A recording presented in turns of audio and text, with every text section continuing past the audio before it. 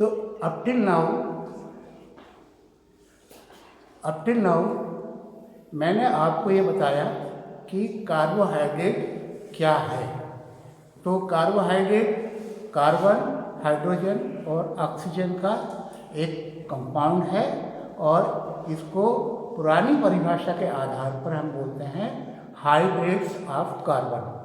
इसमें carbon, hydrogen और oxygen की जो रेशो है वो आपका कार्बन 1, हाइड्रोजन 2, ऑक्सीजन 1:2:1, ये इसकी रेशो है। लेकिन कई कंपाउंड ऐसे भी देखे गए हैं जो कार्बोहाइड्रेट नहीं है पर उनमें कार्बन, हाइड्रोजन और ऑक्सीजन की रेशो वही पाई गई। इसलिए ये ओल्ड डेफिनेशन को हमने आपका पुनः चेंज करके मॉडर्न डेफिनेशन जो आई उसको हमने इस हिसाब से बोला है कि कार्बोहाइड्रेट जो है, जो कार्बोहाइड्रेट अल्डिहाइड या ग्लूकोज के कॉम्प्लेक्स कंपाउंड है। The carbohydrate are the compound of aldehyde or ketone, ठीक है ना। तो इस तरह से इसकी मॉडर्न डेफिनेशन हुई। इसके बाद में हमने आपको बताया कि how we will classify the carbohydrate. Carbohydrate can be classified into 3 main classes. Number 1 monosaccharide carbohydrate, जिसमें शुगर की एक यूनिट होती है, उसको हम मोनोसैकेराइड बोलते हैं। और इसकी केमिस्ट्री जो है वो ये है कि इसको हम आगे फर्दर और हाइड्रोलाइज नहीं कर सकते। हमने आपको ये भी बताया था कि जैसे हम जो आपका पॉलीसैकेराइड कार्बोहाइड्रेट है, इसको हम जब पानी में लेते हैं तो इसकी डिफरेंट यूनिट हाइड्रोलाइसिस की वजह से अलग हो जाती है। मोनोसैकेराइड कार्बोहाइड्रेट में एक ही यूनिट है, इसलिए उसका फर्दर हाइड्रोलाइसिस नहीं होता। तो मोनोसैकेराइड की डेफिनेशन ये है कि it is the compound of aldehyde और ketone which is not further hydrolyse in water. पानी में और बहुत ज़्यादा आगे और हाइड्रोलाइसिस नहीं होता है, इसको हम मोनोसैकेराइड कार्बोहाइड्रेट बोलते हैं। मोनोसैकेराइड कार्बोहाइड्रेट में या तो अल्डिहाइड ग्रुप के होते हैं या कीटो ग्रुप के होते हैं। अब मोनोसैकेराइड में अगर कार्बन के जो नंबर हैं और उनका फंक्शनल ग्रुप है, number of carbon atom present in the unit number 1, number 2 functional group उसमें क्या है, इसके आधार पर हम मोनोसैकेराइड को डिवाइड करेंगे। तो आप देखेंगे ट्रायोस का मतलब होता है इसमें 3 कार्बन एटम हैं और इसके बाद में आपका इसका जो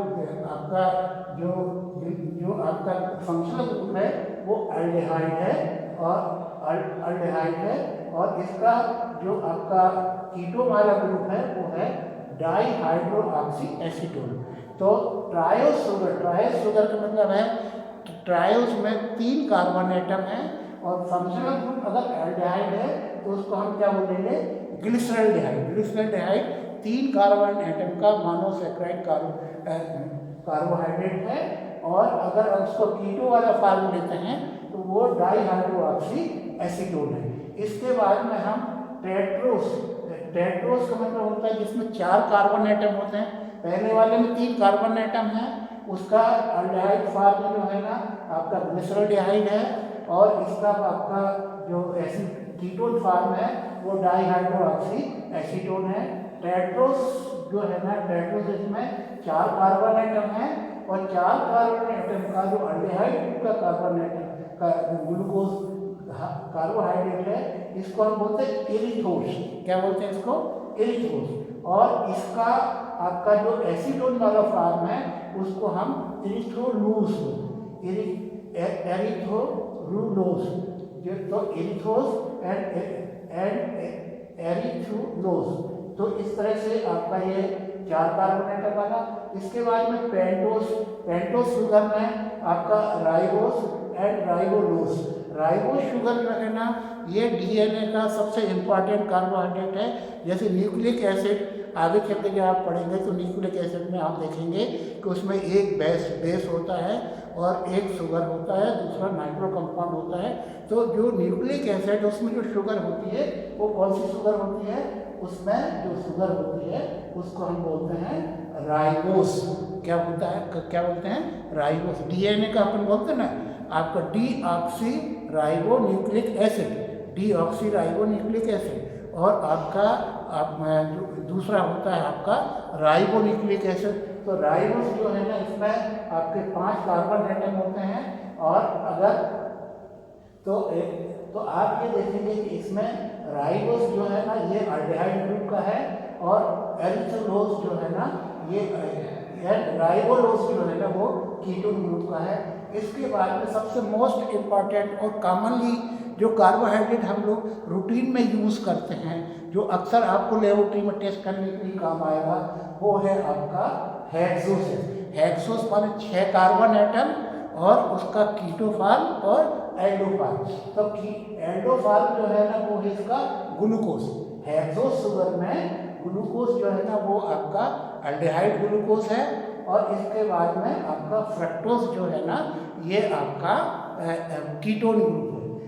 यूजुअली ग्लूकोज जो है ना one of the most important मानो कार्बोहाइड्रेट, एल्डो कार्बोहाइड्रेट, और यही हमारी बॉडी के लिए मेन सोर्स ऑफ एनर्जी है। हमारे ब्रेन को और हमारे आरबीसी को जो मेजर एनर्जी मिलती है वो कैसे मिलती है, ग्लूकोज से। अगर एक सेकंड के लिए अगर ब्रेन को ऑक्सीजन नहीं मिलती है तो ब्रेन डेड हो जाता है, ओके। और इसी तरह से आरबीसी को अगर ऑक्सीजन नहीं मिलेगी तो ऑक्सीजन अपना आरबीसी अपना फंक्शन करना बंद कर देगा। तो how much glucose is important for our life, आप समझ में आ रहा है ना कि ग्लूकोज अपने जीवन के लिए क्यों आवश्यक है।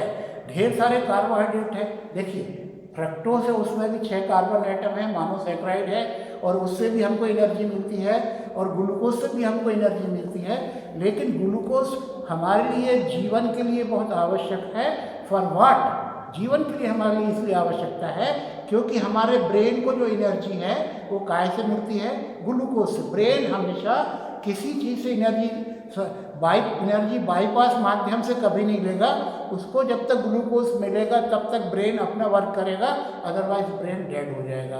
आरबीसी को अगर ग्लूकोज नहीं मिलेगा तो आरबीसी आपका जो है ना फंक्शनलेस हो जाएगा। तो हेक्सोसिस शुगर में सबसे इम्पॉर्टेंट एल्डोज शुगर जो है ना, अल्डिहाइड शुगर जो है जिसको ग्लूकोज बोलते हैं, ये सबसे इम्पॉर्टेंट है। और आप डीएमएलटी में और बीएमएलटी में जब भी आप कार्बोहाइड्रेट की चर्चा करेंगे तो निश्चित रूप से ग्लूकोज की चर्चा सबसे पहले होगी। और जहाँ भी चाहे पेशेंट आपका डायबिटिक हो, चाहे पेशेंट आपका नॉन डायबिटिक हो, और भी जो कई प्रॉब्लम्स जो होते हैं उसमें सबसे प्राइमरी टेस्ट ब्लड ग्लूकोज और यूरिन शुगर टेस्ट, जिसमें हम ग्लूकोज को ही देखते हैं, ये सबसे इम्पॉर्टेंट है। तो इस तरह से मोनोसैकेराइड कार्बोहाइड्रेट में हेक्सोसिस शुगर जो है ना, जिसमें 6 कार्बन एटम होते हैं, उसमें सबसे इम्पॉर्टेंट ग्लूकोज और आपका फ्रक्टोज है। फ्रक्टोज जो शुगर है ये यूजुअली हमको फ्रूट से मिलती है, साइट्रस फ्रूट में मिलती है। जितने भी प्रकार के फल हैं उनमें जो शुगर मिलती है उसको हमको फ्रक्टोज शुगर मोनोसैकेराइड बोलते हैं। और आपका जो ग्लूकोज है ये आपका फ्रेंच शुगर है।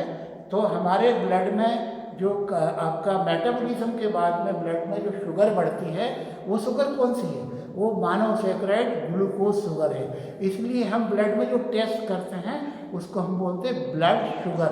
अब ब्लड शुगर इसलिए बोलते हैं कि उसमें 90% ग्लूकोज होता है और बाकी 10% दूसरी शुगर होती है। इसलिए जब हम शुगर की बात करते हैं ब्लड में, इसका मतलब ये है कि हम ब्लड में ग्लूकोज की बात करते हैं। और ग्लूकोज की बात करते हैं, अगर हम कॉमन शुगर की बात करेंगे तो उसकी वैल्यू 2-4 मिलीग्राम ज़्यादा होती है, और प्योर ग्लूकोज की शुगर जो है उसकी वैल्यू थोड़ी कम होती है, क्योंकि सभी तो रिड्यूसिंग शुगर है। इसके बाद में नेक्स्ट हम आते हैं हेक्टोसिस। हेक्टोसिस में आपका 7 कार्बन एटम वाली शुगर है, और इसका जो मेन एग्जाम्पल है ग्लूकोहेक्टोज और सीटोहेक्टोज, सीटोहेक्टोलोज। ग्लूकोहेक्टोज ये आपका अल्डिहाइड शुगर है, और सीटोहेक्टोलोज ये आपका कीटो शुगर है। तो इस तरह से मोनोसैकेराइड कार्बोहाइड्रेट में हमने आपको इतने सारे एग्जाम्पल देके बताया कि मोनोसैकेराइड कार्बोहाइड्रेट जो है ना कार्बन एटम और फंक्शनल ग्रुप के आधार पर हम जो है ट्रायोस, टेट्रोस, पेंटोस, हेक्सोस, हेप्टोस के आधार पर हम इसको आपका क्लासिफाई कर सकते हैं। One of the most important thing कि इनको हम लैब में टेस्ट कैसे करेंगे। इनको हम लैब में टेस्ट करने के लिए हम आपको याद रखना है MBPS। M जो है ना, M का मतलब होता है मोलिस टेस्ट। एंड कर दो 5 मिनट। M का मतलब होता है मोलिस टेस्ट। तो कोई भी कार्बोहाइड्रेट को अगर हमें पता करना है कि जो दिया हुआ केमिकल वो कार्बोहाइड्रेट ही है या कुछ और है, तो we will go first for Molisch test. इसके बाद में आपका सेकंड जो है ना बेनेडिक्ट सॉल्यूशन है। तो ये जो है ना आपका रिड्यूसिंग शुगर है। तो बेनेडिक्ट सॉल्यूशन से बेनेडिक्ट टेस्ट से हम शुगर को मतलब रिड्यूस करके टेस्ट लगाते हैं। इसके बाद में आपका बी जो है सेकंड टेस्ट जो है ना ये बारकोड टेस्ट है। और ये बारकोड टेस्ट जो है ना ये आपका मोनोसैकेराइड शुगर के लिए टेस्टिंग के लिए उपयोग किया जाता है। लास्ट में जो है ना आपका जो आपका सेलेनियम जो टेस्ट होता है, एस जिसे हम बोलते हैं, सेलेनियम टेस्ट को कीटो शुगर को टेस्ट करने के लिए होते हैं। तो इस तरह से MBPS, M stands for Morris test, B stands for Benedict's test, B stands is barcode test, which B barcode test, and last जो है ना S stands for selenium test। तो इस तरह से हम जो है ना मोनोसैकेराइड को डिटेल में आज आपको ले रहे हैं। तो आपको फिर से हम 5 लाइन में कंक्लूड कर देते हैं कि carbohydrate are the hydrates of carbon, hydrogen and oxygen. परंतु इसमें कई कंपाउंड ऐसे भी पाए गए हैं जिनका फार्मूला कार्बोहाइड्रेट से मिलता था। इसलिए ये ओल्ड डेफिनेशन को चेंज करके नई डेफिनेशन जो है ना carbohydrate are the compound of ketone or aldehyde. ठीक है ना, the compound which contains aldehyde and ketone are the compound of carbohydrate. Carbohydrate को अगर हम डिवाइड करेंगे तो कार्बोहाइड्रेट हम जो है ना monosaccharide carbohydrate, disaccharide carbohydrate, oligosaccharide carbohydrate and polysaccharide carbohydrate. Monosaccharide carbohydrate में मोनोसैकेराइड कार्बोहाइड्रेट में आपका जो इम्पॉर्टेंट हमने आपको बताया कि मोनोसैकेराइड कार्बोहाइड्रेट वो कार्बोहाइड्रेट हैं जिनको फर्दर हम आगे हाइड्रोलाइज नहीं कर सकते हैं। इनको हम मोनोसैकेराइड कार्बोहाइड्रेट होते हैं। इसमें आपका जो है नंबर ऑफ कार्बन एटम और उनके functional group, number of carbon atom जैसे जिसमें 3 कार्बन एटम है, जिसमें 4 है, 5 है, 6 है, 7 है, उस कार्बन एटम के आधार पर और उसमें उपस्थित फंक्शनल ग्रुप माना अल्डेहाइड है या आपका कीटोन है। तो आपका अगर अल्डेहाइड है तो हम उसको बोलेंगे आपका इथिलोज, उसको हम लोज बोलते हैं, जैसे ग्लूकोज, मैनोस।